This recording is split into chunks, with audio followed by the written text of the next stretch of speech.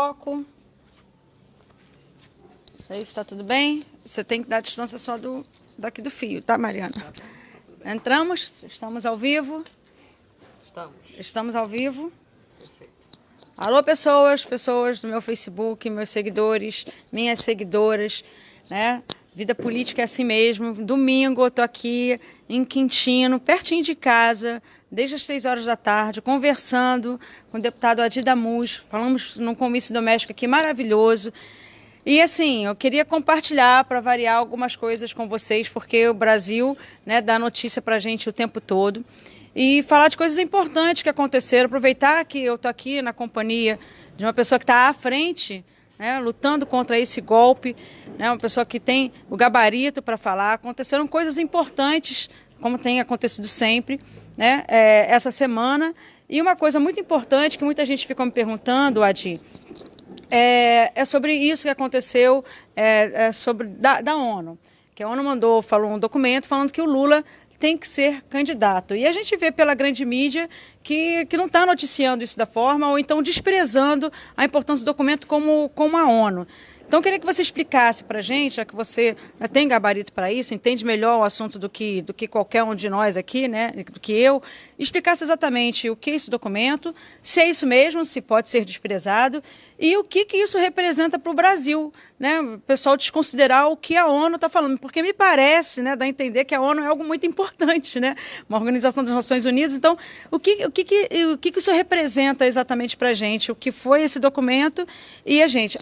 A galera que está chegando agora, se o áudio estiver ruim, por favor, fale.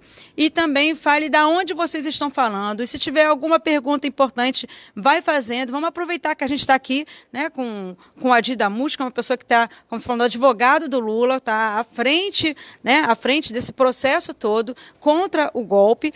Se tiver alguma pergunta, pode ir colocando aí nos comentários. Se não der tempo da gente responder agora, a gente responde depois, ok? Se a gente conseguir também, que são muitas pessoas, mas enfim, participem. Tem pessoas visualizando já.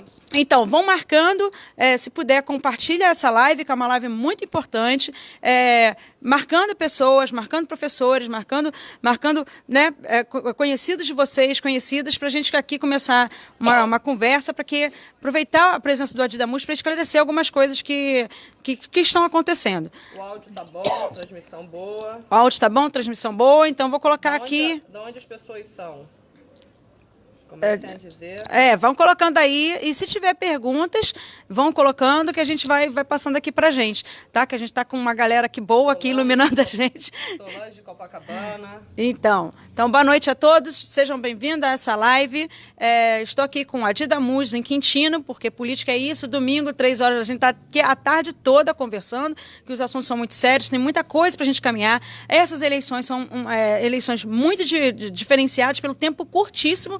Ó, você vê, mal começou a campanha, a gente já tem 40 dias, né, para o dia das eleições. Então, a gente está vivendo um processo que a gente tem que tomar toda a atenção, direitos trabalhistas caindo, reforma da Previdência, desigualdade social aumentando, a reforma do ensino médio, tanta coisa acontecendo. Então, a gente tem que dar toda a atenção possível para essa campanha, para saber estudar bem os candidatos, as candidatas que a gente vai votar. E vamos, então, falar aqui. Adi, por favor...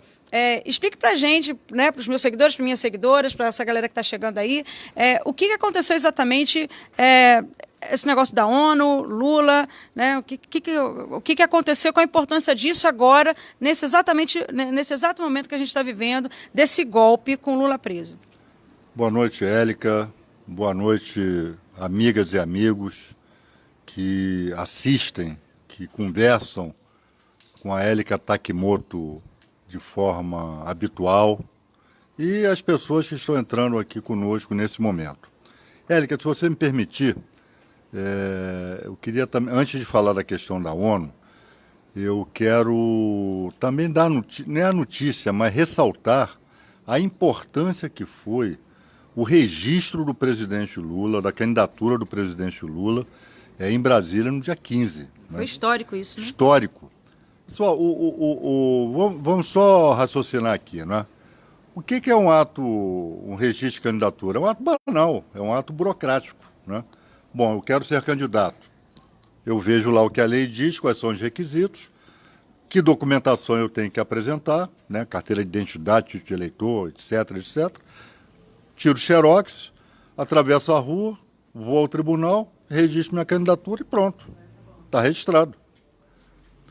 Isso quando vivemos tempos de normalidade democrática. Isso não é nem notícia de rodapé de jornal.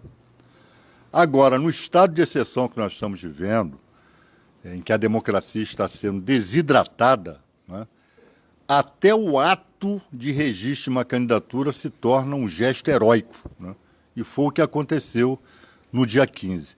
E pela primeira vez na história, vocês não vão encontrar, estou afirmando a vocês, quem encontrar eu pago uma mariola, né? Não vão encontrar paralelo na história mundial de uma candidatura que tenha sido efetivada, o registro tenha sido efetivado pelo povo.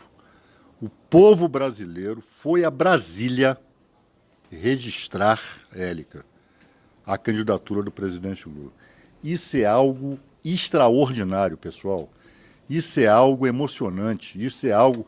Só o presidente Lula tem essa capacidade de mobilização de pessoas aqui no Brasil. Mas ninguém tem. Vocês acham que se um tucano, né? Aliás, eu queria... Como é que o pessoal diz? É mais fácil ver um disco voador que um tucano preso, né? Uhum. Se um tucano estivesse nessa situação, quantas pessoas vocês acham que iria... Aliás, o PSDB já teria era dado um pé na bunda do tucano, né? Então, é muito importante esse registro, é muito importante nós guardarmos isso na memória, que mostra a força da candidatura do Lula, porque se o Lula, pessoal, tivesse feito o que ele foi acusado por Sérgio Moro, vocês acham que milhares de pessoas iam lá registrar a candidatura dele? Vocês acham que ele ia receber as visitas que ele recebe do mundo inteiro? Tem fila.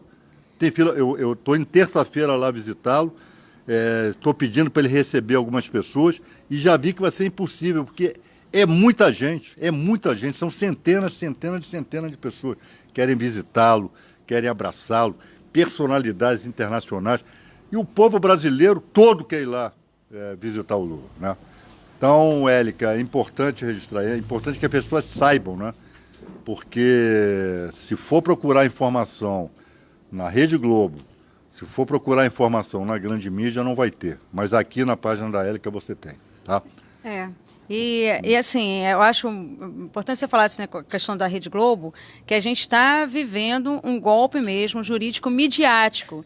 Tudo isso que está acontecendo foi, de fato, com o apoio dessa grande mídia, que parece, sei lá, parece não, acho que fez um tipo de lavagem cerebral, porque pessoas aplaudindo, né, a perda de direitos trabalhistas é uma coisa, né, meio surreal a gente ter esse momento da gente vivendo o golpe, as pessoas não estão reconhecendo isso. Então, eu acho que foi feito, de fato, um exercício, né, uma coisa muito forte em relação à grande mídia, para que as pessoas não estejam enxergando, embora eu acho, dá a impressão que tem muita gente acordando. Não sei se vocês concordam comigo, mas já tem muita gente acordando que a gente viveu um golpe, né? Claro. Me parece. E também como me parece que antes as pessoas estavam meio assustadas, né, com o que a mídia estava fazendo com o PT social o tempo todo, o nome do PT, a corrupção, diariamente a gente via isso, e pessoas...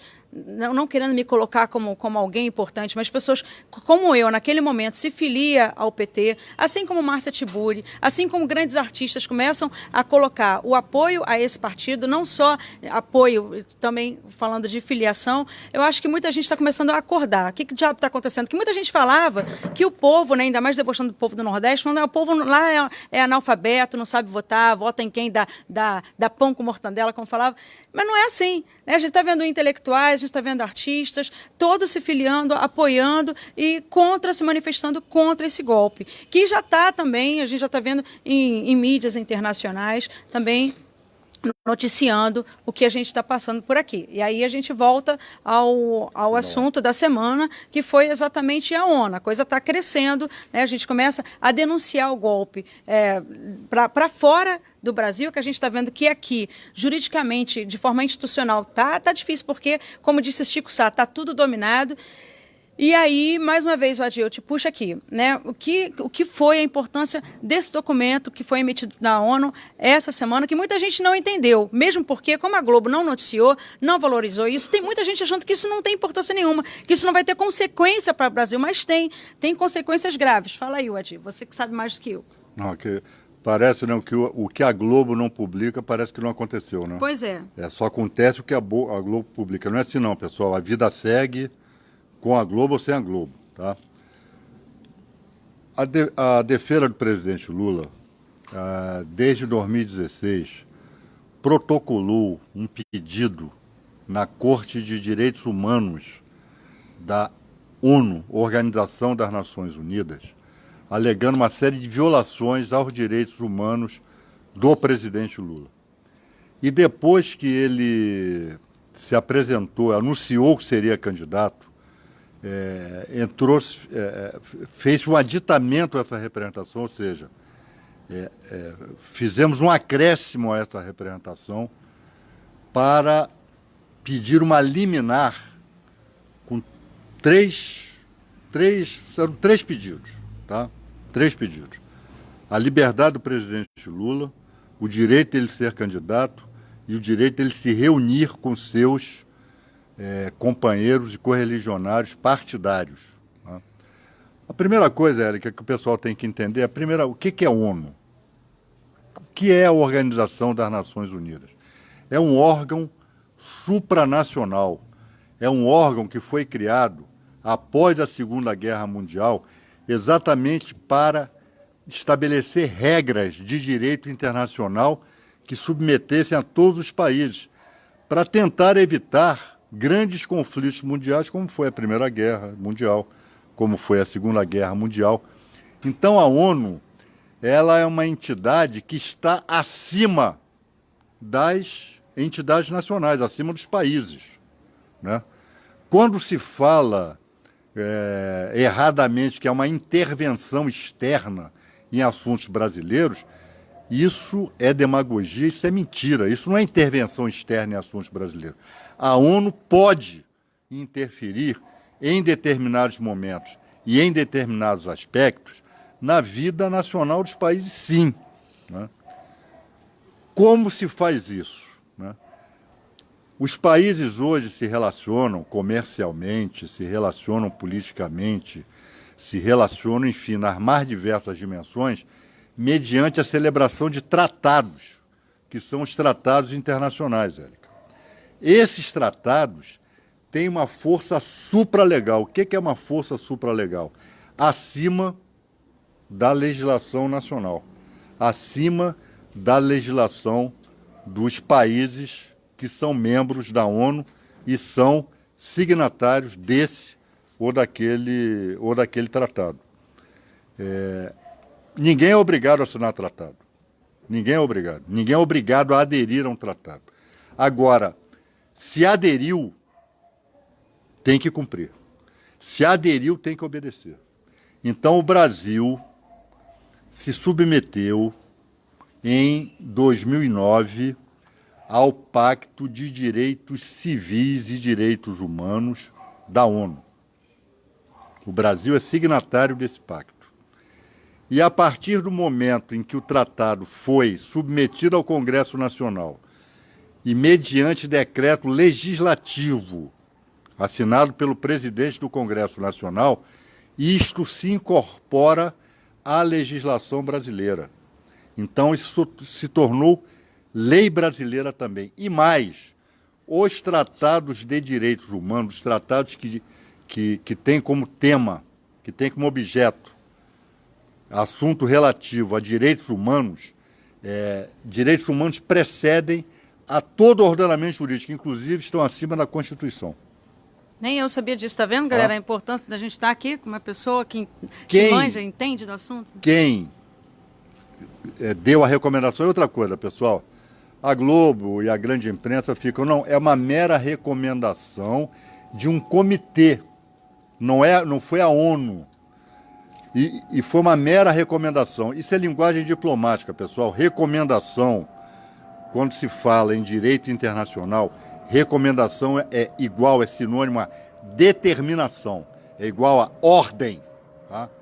Então, a ONU mandou o Brasil cumprir. E o Comitê de Direitos Humanos, naquilo que diz respeito a direitos humanos, é a ONU. Então, a ONU mandou que o Brasil permitisse que Lula seja candidato. Ela negou a liberdade, e está correto. Quem tem que decidir isso, de fato, é a justiça brasileira. Mas disse, Lula tem direito a ser candidato e Lula tem direito de se reunir com os seus correligionários. E o que é direito a ser candidato, pessoal? Direito a ser candidato é, primeiro, poder registrar sua candidatura. Então, o TSE, enquanto vigorar essa medida da ONU, o TSE não pode negar o registro à candidatura do Lula. Segundo, direito a ser candidato não é só o direito a registrar a candidatura. Ele tem direito a se manifestar, ele tem direito a participar de debate, ele tem direito a participar de reuniões de campanha, ele tem os mesmos direitos dos demais candidatos. Ah, mas ele está preso. Perfeito. Ele sai, vai e volta. Sai, vai e volta. Sai, vai e volta. Nós, quando vamos... Eu daqui a pouco eu vou sair daqui e vou embora para minha casa, porra. Eu amanhã vou para uma reunião, vou para o comício, termino, vou para outro lugar. Ou vou para outra atividade de campanha, ou vou voltar para casa. Então, da mesma maneira, o presidente Lula, né? Se o Brasil não obedecer, Isso. Que se acontece? o Brasil não obedecer, obviamente a ONU não vai mandar invadir o Brasil. O Conselho de Segurança da ONU não vai se reunir a princípio para aplicar sanções como se aplicam em nações que transgridem esse ou aquele preceito do direito internacional. Mas o Brasil vai ficar muito mal no contexto internacional. O Brasil vai ser mencionado em todas as reuniões da ONU como país que descumpre tratado. O Brasil vai deixar de ser chamado às reuniões. O Brasil vai ser prejudicado no comércio internacional. Países vão se recusar a celebrar tratados com o Brasil. Pô, se ele não cumpre um, não vai cumprir o outro. Sim, claro. Né? Ou seja, o Brasil está dando calote se não cumprir, calote moral se não cumprir com a determinação da ONU. Então o Brasil vai ser tratado como caloteiro, vai ser tratado como trapaceiro, vai ser tratado como um país que não cumpre as obrigações com as quais se comprometeu. E é isso que você quer? Você quer ser o país sendo... Eu estou me referindo a você que não gosta do Lula. Né? Deve ser uma minoria aí, mas tem sempre alguém que não gosta e tal. Eu estou falando no plano exclusivamente do direito. Você, mesmo não gostando do Lula, do PT, de petista, etc., você quer o Brasil mal falado no contexto mundial? Ou você vai dar uma de Bolsonaro, dizendo que o Brasil tem que sair da ONU porque a ONU é uma organização comunista? Tem que ser muito imbecil para falar um negócio desse. Então, Élica, agora o TSE, o Estado brasileiro estão numa encruzilhada. Né?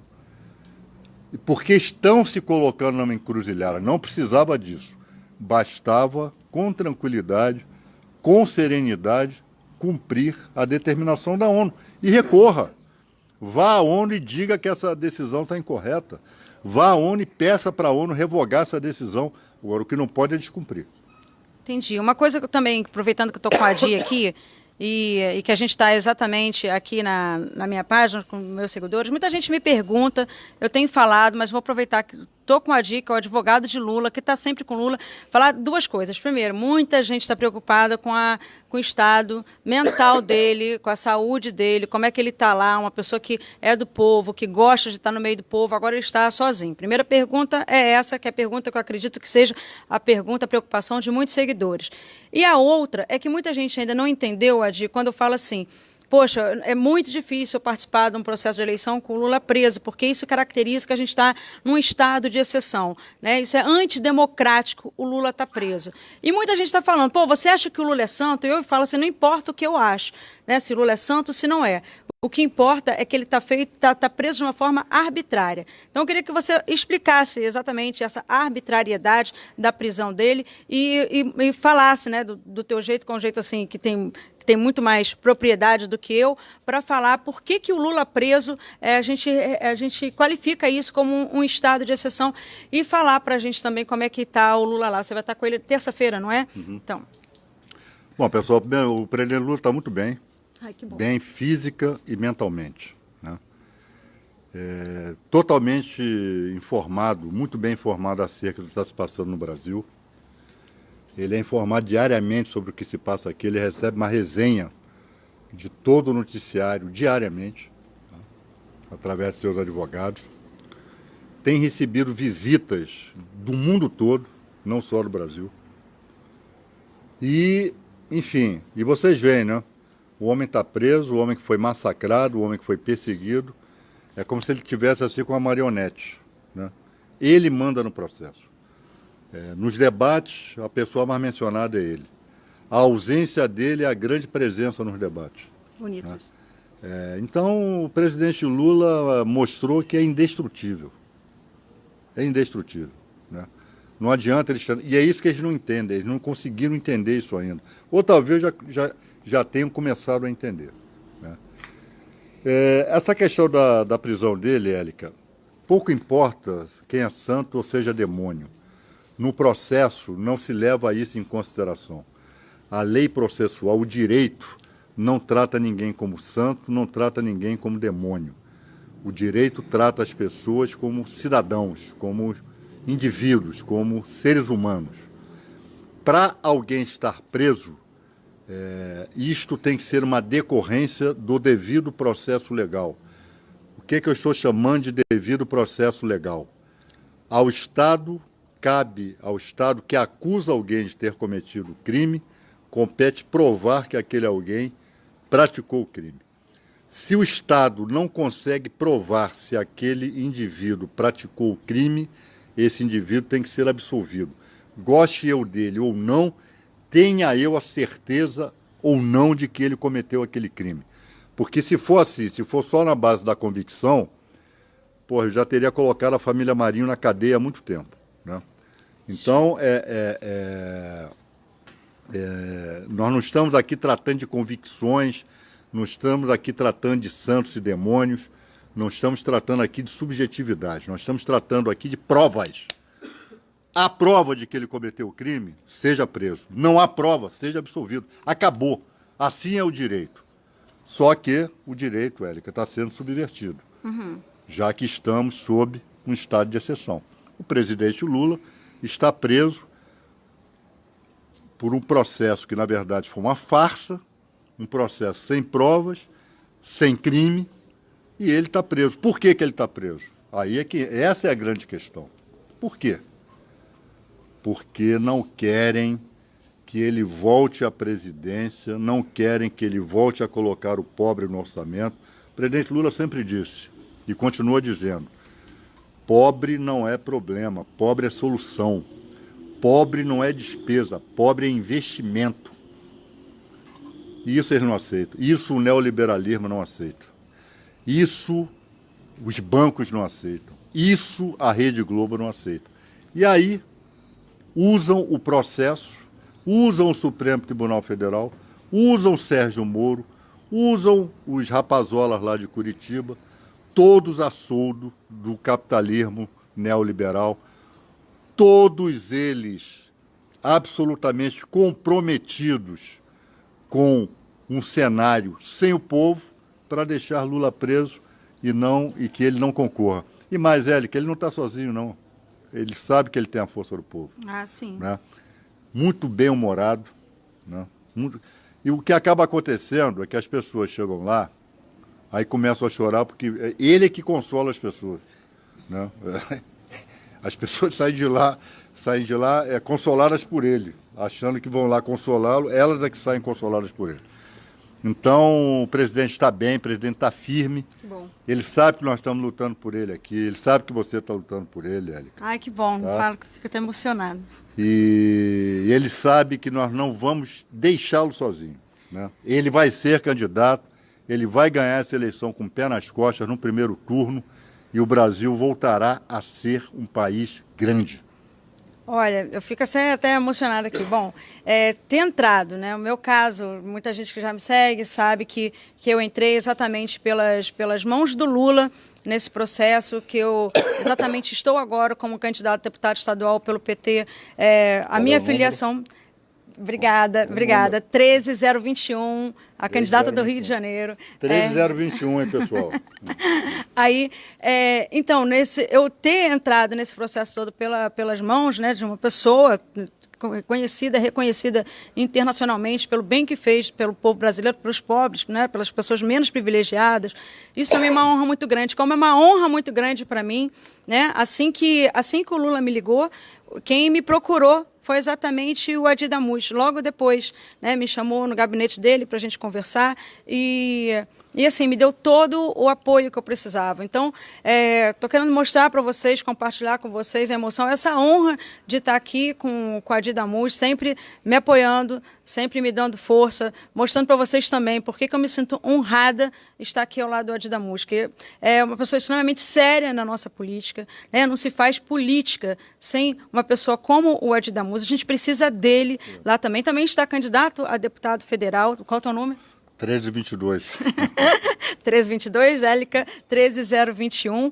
E, bom, Adi, muito obrigada. Né? Muito obrigada, a gente tá junto nessa e assim, obrigada por esse apoio para mim, como eu estou falando, as pessoas estão me acompanhando, uma pessoa séria, mas extremamente séria como você, respeitada em todos os campos que eu vejo, não vejo ninguém, tem nada para falar, né, de você, muito pelo contrário, as pessoas têm medo de tanta seriedade, exatamente que eu estou diante aqui, né, tem ao meu lado aqui um soldado, cara, mas um soldado assim, preparado mesmo para a guerra, que está também me preparando, me ajudando muito. Adi, muito obrigada. Olha, que eu que obrigada agradeço. mesmo. Olha, pessoal, a política e democracia são sinônimos, né? Não pense você, agora eu vou aqui me dirigir aos mais jovens, às mais jovens, né, que normalmente em certos segmentos estão rejeitando a política. Olha, se você não faz política, alguém vai fazer por você. E não vai fazer para o teu bem. E quando eu falo fazer política, não é que você deva se candidatar, deva ser candidato a deputado. Eu estou me referindo à dimensão política. Fazer política é debater política, é entender que todas as nossas decisões, as mais corriqueiras, são gestos políticos. Sair de casa é um gesto político. Optar por isso ou aquilo na vida da sociedade é um gesto político. E nós estamos precisando de sangue novo na política. E nós temos aqui uma figura preciosa que é a Élica, né? Então, eu me ressinto, muitas vezes, né, como deputado federal, de ter uma interlocução maior aqui no Rio de Janeiro, né, dos deputados com deputados estaduais, para tratar de assuntos do nosso estado, das nossas cidades, né? São poucos com quem a gente pode dialogar. Eu quero que esse número aumente. Agora, eu não quero só quantidade, eu quero qualidade. A Élica é educadora, a Élica sabe conversar com a juventude, a Élica conhece profundamente os problemas da educação no Brasil e aqui em nosso estado, que estão em franco processo de fascistização com essa história de escola sem partido e coisa parecida. Então, pessoal, olha, vocês vão estar votando muito bem se votarem em Élica Takimoto nessas eleições. 13021. Eu peço esse voto. E o Adi Damus 1322. 1322. Gente, com isso eu encerro. Poxa, com um discurso desse eu encerro. Muito obrigada, boa noite a todos. A gente vai procurar responder nos comentários se tiver alguma pergunta, tá bom? Obrigada aí, estamos aqui de Quintino, para quem chegou agora, desde as 3 horas da tarde, discutindo política, debatendo coisas, porque é assim que a gente vai conseguir, né, ter o nosso Brasil de volta, gente. Obrigada, boa noite. Lula livre, hein? Lula livre.